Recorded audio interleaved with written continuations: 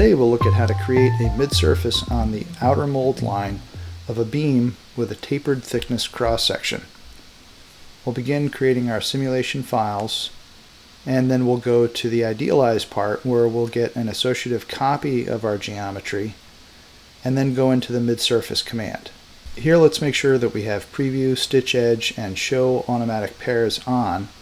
Then we'll expand the replacement midsheet where we'll select one of our automatic pairs and then a replacement midsheet, which will be on the OML.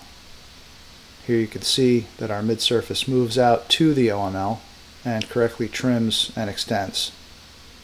And we'll do that for each of the automatic pairs.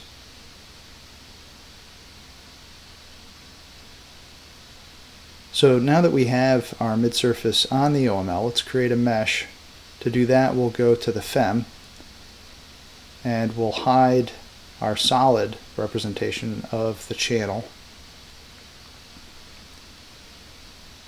Next we'll create our 2D mesh, and I've set a customer default, which if you don't have set, you can easily edit the mesh associated data and select the thickness source to be mid-surface at element centroid, and if you turn on at element centroid, you'll also have the option to automatically offset the mid-surface as well, so that you can get the mid-surface thickness and offset correctly represented in your shell mesh.